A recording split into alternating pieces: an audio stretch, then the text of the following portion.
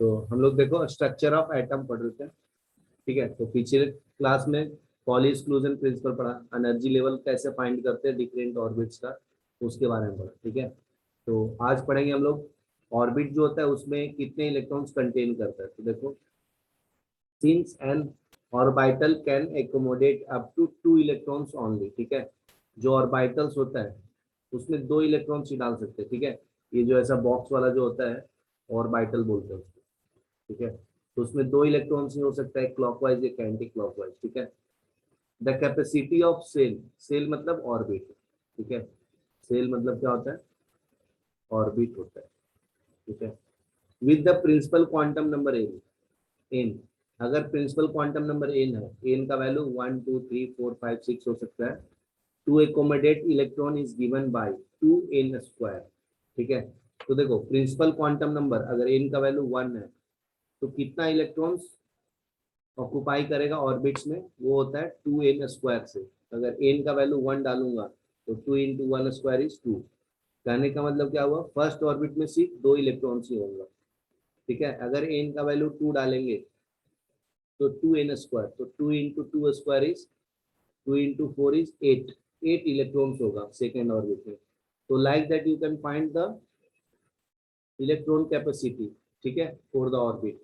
अगर एन का value 3 put करूंगा तो क्या कितना आएगा बताओ, 18 आएगा। तो थर्ड ऑर्बिट का कैपेसिटी 18 इलेक्ट्रॉन्स है, ठीक है।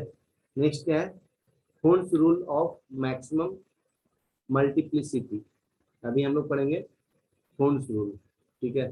तो filling of electron in the orbital belonging to the same subshell, orbitals of equal energy और डिजेनरेट ऑर्बिटल्स, ठीक है। सबसेल मतलब ऑर्बिटल्स भी होता है। फॉलो द हंट्स रूल, ठीक है। तो हम लोग इलेक्ट्रॉन्स अगर सब सेल में डालते हैं, जैसे SPDF में डालते हैं, तो कौन सा रूल फॉलो करता है, हूल्स रूल फॉलो करता है। तो उसका देखो ये प्रॉपर डिफिनेशन है, pairing of electrons in the orbital belonging to same subcell doesn't occur unless each orbital belonging to that subcell has got 1 electron each। तो इसका मतलब बताता हूँ, अगर एक है 2s और 3 है 2px 2py और 2pz, ठीक है।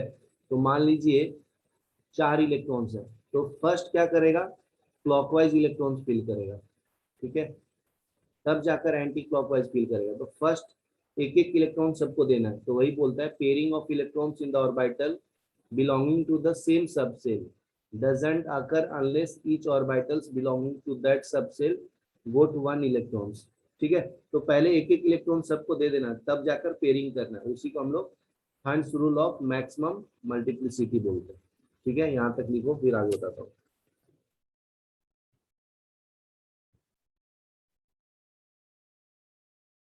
ठीक है। नेक्स्ट देखो, कंसिडरिंग फॉर एग्जांपल, एक एग्जांपल लेते हैं, फीलिंग ऑफ पी और पी सबसेल के बारे में लेते हैं। तो P subshell has 3 degenerate orbitals, ठीक है। तो पी का 3 पार्ट्स होता है, अभी बताया था, PX PY PZ। तो pairing of electron start from the 4th electron enter the p subshell, the electronic configuration of 4 electrons occupy p orbitals then will be, ठीक है। तो देखो ये आपका PX है, ये PY, ये PZ है। तो पहले क्लॉकवाइज इलेक्ट्रॉन्स डाल दिया, इसमें 5 इलेक्ट्रॉन्स है टोटल, 4 है 4, ठीक है। तो 3 इलेक्ट्रॉन्स पहले डाल दिया है, उसके बाद जो फोर्थ वाला इलेक्ट्रॉन्स है ना, वो PX में आया, ठीक है। तो ये वाला तुम्हारा पार्ट सही है, मतलब पहले क्या करते हैं, पहले एक एक इलेक्ट्रॉन सबको दे देते हैं। तो एक इलेक्ट्रॉन क्लॉकवाइज पहले फिल करेंगे, बचा हुआ स्टार्टिंग से करेंगे तो एंटी क्लॉकवाइज होगा, ठीक है। तो देखो इसको ऐसे नहीं कर सकते, ये स्टार्टिंग से पेयरिंग करते चला, पहले क्लॉकवाइज फिर anti clockwise, clockwise anti clockwise, और ये लास्ट वाले 2pz को ब्लैंक छोड़ देता हूँ। तो ऐसा ये पॉसिबल नहीं है, ये रॉन्ग मेथड है, ठीक है। तो half filled and fully filled set of degenerate orbitals have extra stability. तो ऐसा क्यों करते हैं लोग, स्टेबिलिटी ऑब्टेन करने के लिए, ठीक है। एक एक इलेक्ट्रॉन्स डालेंगे, सबको देंगे तो स्टेबिलिटी अच्छा होगा उसमें, ठीक है।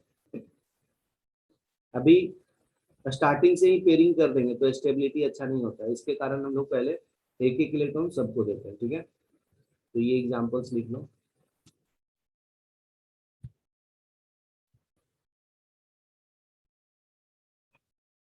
तो अभी हम लोग पढ़ेंगे next topic, electronic configuration of atoms and it's representation. Atoms का इलेक्ट्रॉनिक कॉन्फ़िगरेशन कैसे होगा उसके बारे में पढ़ेंगे, ठीक है। Electronic configuration of an atom is the distribution of electron in orbitals, ठीक है। इलेक्ट्रॉन का डिस्ट्रीब्यूशन ऑर्बिटल्स में कैसे होता है उसको बताता हूँ, ठीक है। जैसे मान लीजिए 5 इलेक्ट्रॉन्स है, तो ऑर्बिटल्स में कैसे डालेंगे, sp-df में इलेक्ट्रॉन्स कैसे फिल करना है, उसको हम लोग इलेक्ट्रॉनिक कॉन्फ़िगरेशन बोलते हैं, ठीक है। तो electronic configuration can be written by applying above principle, ठीक है। एबव प्रिंसिपल मतलब बताया था, बिल्डिंग अप होता है, ठीक है। तो इसको दो मेथड से हम लोग लिख सकते हैं इलेक्ट्रॉनिक कॉन्फ़िगरेशन को। तो फर्स्ट क्या है, orbital notation, NSA, NPB, NDC, ठीक है। एन का रिप्रेजेंट करता है प्रिंसिपल क्वांटम नंबर को, ठीक है, मतलब कौन से ऑर्बिट में इलेक्ट्रॉन्स है, फर्स्ट में है, सेकंड में, थर्ड में, ठीक है। और SPDF सबसेल रिप्रेजेंट करेगा ये आपका। और ऊपर वाला जो ABC जो है वो रिप्रेजेंट करता है कितना इलेक्ट्रॉन्स उसने होल्ड किया है, ठीक है, इलेक्ट्रॉन, ठीक है, नंबर ऑफ इलेक्ट्रॉन्स। और दूसरा है डायग्राम बनाकर, ये मान लीजिए NS का है, तो NS में दो इलेक्ट्रॉन्स, ये NPX है, NPY है, NPZ है, ठीक है। और ये D ऑर्बिटल्स है, D में 5 होता है ना। तो ऐसे दो तरीके से हम लोग इलेक्ट्रॉन्स को फिल कर सकते हैं। तो आगे देखो, in orbital notation a cell is represented by principal quantum number, ठीक है। जैसे मैं अभी बोला, n का वैल्यू प्रिंसिपल क्वांटम नंबर हो सकता है, मतलब n का वैल्यू 1 2 3 4 हो सकता है, ठीक है। And followed by respective symbol of subshell. तो पहले ऑर्बिटल्स लिखते हैं, प्रिंसिपल क्वांटम नंबर लिखते हैं फर्स्ट ऑर्बिट में या सेकंड ऑर्बिट में, उसके बाद सबसेल लिखते हैं, ठीक है। पहले सेल फिर सबसेल, और and number of electrons occupying that subshell. तो उसके बाद ऊपर वाला जो है वो इलेक्ट्रॉन्स बताता है, ठीक है। written as upper script on the right hand symbol. So in the orbital diagram method, each orbital in subcell is represented by box and electron is represented by arrow. Spin up और नीचे में क्या होगा, spin लो, ठीक है, in the respective boxes, ठीक है, ये लिख लो,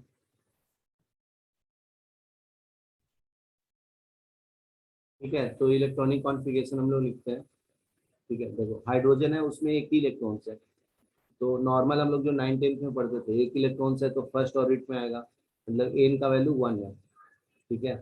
तो अभी जनरल फॉर्मूला बताया, NSA, फिर NPB, फिर NDC बताया, राइट। तो देखो फर्स्ट ऑर्बिट में इलेक्ट्रॉन्स है तो एन का वैल्यू 1 हो जाएगा, और एस को लिखना पड़ेगा, और एक ही इलेक्ट्रॉन्स है, लेकिन एस में मैक्सिमम 2 इलेक्ट्रॉन फिल कर सकते हैं, तो यहाँ पे 1 आएगा, ठीक है। तो हाइड्रोजन का इलेक्ट्रॉनिक कॉन्फ़िगरेशन 1s1 आएगा, ठीक है। और अगर ऑर्बिटल डायग्राम से बनाऊं तो 1s लिखना है और एक क्लॉकवाइज इलेक्ट्रॉन फिल करना है, ठीक है। ये ऑर्बिटल नोटेशन से है, ये ऑर्बिटल डायग्राम से, ठीक है। तो अकॉर्डिंग टू एवर प्रिंसिपल, दो टू वे से हम लोग इलेक्ट्रॉनिक कॉन्फ़िगरेशन लिख सकते हैं ना। फर्स्ट है ऑर्बिटल नोटेशन, सेकंड है ऑर्बिटल डायग्राम से, ठीक है। नेक्स्ट देखो, हीलियम में 2 इलेक्ट्रॉन्स है, तो 1 की जगह पे 2 आ जाएगा ना, तो एक क्लॉकवाइज मूव करेगा, दूसरा एंटी क्लॉकवाइज, ठीक है। अभी 3 इलेक्ट्रॉन्स है तो 3 इलेक्ट्रॉन्स हो गया अभी, तो इसका 2 कैपेसिटी खत्म हो गया, तो उसके बाद 2s1 आएगा, ठीक है। ये कैसे आया वो मैं बताता हूँ। फर्स्ट ऑर्बिट में 1s लिखते हैं, फिर सेकंड में 2s2p लिखते हैं, फिर 3s3p, फिर 3d आता है, तो इसको डायगोनली ऐसे कट करते हैं ना, बताया था पिछले क्लास में।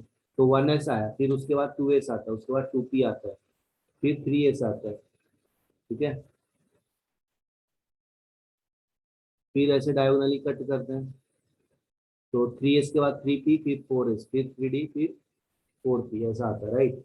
तो अभी देखो बेरिलियम के लिए 4 इलेक्ट्रॉन्स है, ठीक है। तो देखो यहाँ पे लिथियम का फिर से बताता हूँ, 3 इलेक्ट्रॉन्स है, तो 1s का कंप्लीट हो गया, उसके बाद 2s आता है, तो 2s में 1 होगा, क्योंकि 2 इलेक्ट्रॉन्स फर्स्ट ऑर्बिट में फिल कर चुका हूँ, तो 3 में से 2 चला जाएगा तो 1 बचेगा, तो 2s1, तो s में एक ही इलेक्ट्रॉन आएगा, ठीक है।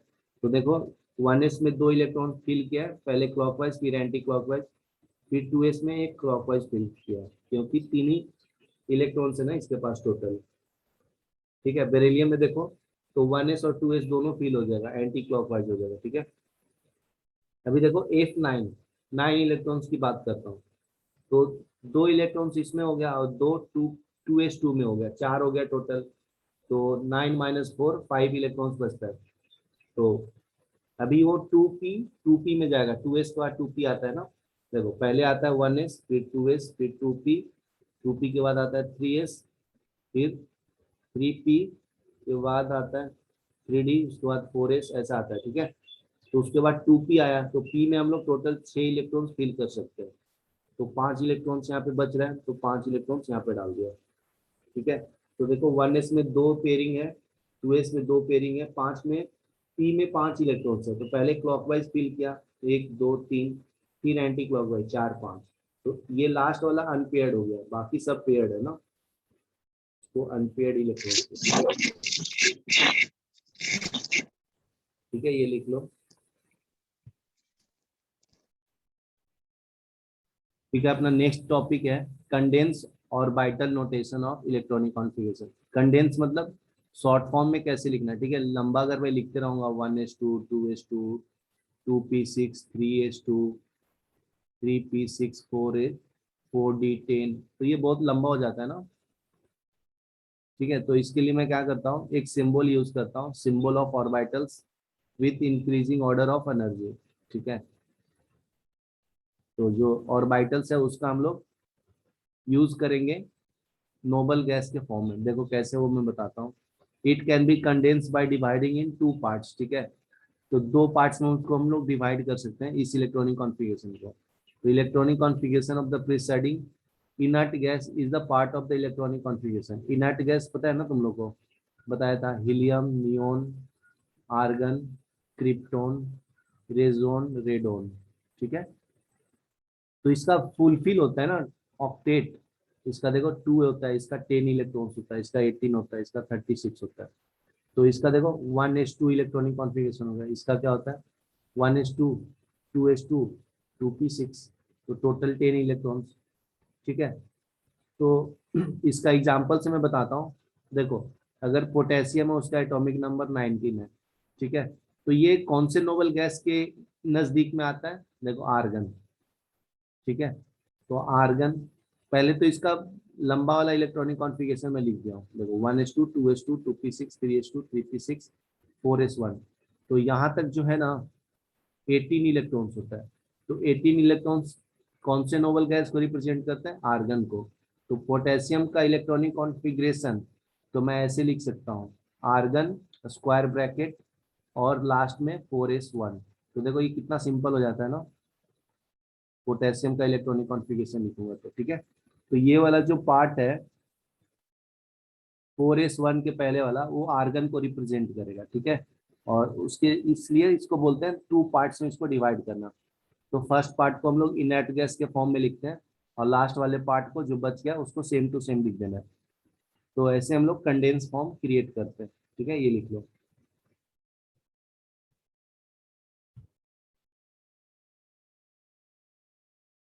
ठीक है, अभी नेक्स्ट पॉइंट है अपना electronic configuration of copper and chromium. तो फर्स्ट क्रोमियम के बारे में पढ़ते हैं, उसका एटॉमिक नंबर होता है 24। ठीक है, तो आपको बताया था इलेक्ट्रॉनिक कॉन्फ़िगरेशन लिखेंगे 1s2 2s2 2p6 3s2 3p6 4s2 3d4। ठीक है, तो यहाँ पे लास्ट वाले को ऑब्जर्व करना। ठीक है, देखो 4s2 3d4 है। ठीक है, तो लास्ट में क्या है 4s2 3d4। ठीक है, अगर इसका नोटेशन से बनाऊं तो एस में 2 इलेक्ट्रॉन्स है और डी में 5 सब सेल होता है, 1 2 3 4, तो एक एक इलेक्ट्रॉन है। ठीक है, और ये लास्ट वाला क्या है, अनपेयर्ड है, यहाँ पे इलेक्ट्रॉन्स नहीं है, 4 इलेक्ट्रॉन्स है ना, ये लास्ट वाला खाली है। तो देखो जब ऐसा इलेक्ट्रॉनिक कॉन्फ़िगरेशन तुम्हें तुम्हारे सामने आएगा 4s2 3d4, तो क्या करते हैं, एस का जो पेयर्ड इलेक्ट्रॉन्स है ना वो निकाल कर लास्ट वाला डी ऑर्बिटल्स में लोग पुट कर देते हैं। ठीक है, उससे क्या होगा, सबको एक एक इलेक्ट्रॉन्स मिल जाएगा। ठीक है, तो ये ज्यादा स्टेबल होगा। अगर एक इलेक्ट्रॉन इसमें शिफ्ट कर दोगे तो स्टेबिलिटी ज्यादा हो जाएगा। ठीक है, ये not stable, not most stable. ठीक है, ऐसे, क्योंकि अभी पढ़ाया था ना एबव प्रिंसिपल में कि पहले क्लॉकवाइज इलेक्ट्रॉन फिल करना है फिर एंटी क्लॉकवाइज। अगर एनर्जी चेक करना है दोनों का तो चेक कर सकते हैं, 4s और 3d का। इसका एन का वैल्यू 4 है और एल का वैल्यू 0 है। इसमें एन का वैल्यू 3 और डी का वैल्यू, एल का वैल्यू 2 है। तो एनर्जी क्या आएगा 4, इसमें क्या आएगा 5। ठीक है, तो 4s का एनर्जी कम है इसलिए पहले आता है वो। लेकिन सेम सेट में है तो पहले क्या करते हैं, ये पेयर्ड इलेक्ट्रॉन्स को डी ऑर्बिटल्स में लोग फिल कर देते हैं। तो in this case 3d is not half filled so it has less stability. ठीक है, अगर 4s2 3d 4 है तो यहाँ से अगर इलेक्ट्रॉन्स यहाँ पे शिफ्ट कर देंगे तो स्टेबिलिटी बढ़ जाएगा। ठीक है, कैसे देखो, inter electronic repulsion makes one 4s electron inter into one of the empty 3d orbitals. ठीक है, तो यहाँ पे ज्यादा रिपल्सन हो रहा होगा ना, अगर दो इलेक्ट्रॉन्स को साथ में रखते हैं तो रिपल्सन बढ़ता है। तो यहाँ से इलेक्ट्रॉन्स आकर डी में आ जाएगा। ठीक है, thereby both 4s and 3d orbitals become half filled so that chromium acquires electronic extra stability. ऐसा करने से स्टेबिलिटी मिल जाता है। तो देखो इलेक्ट्रॉनिक कॉन्फ़िगरेशन ये हो जाता है क्रोमियम का 4s1 3d5। ठीक है, ये पॉइंट लिखो।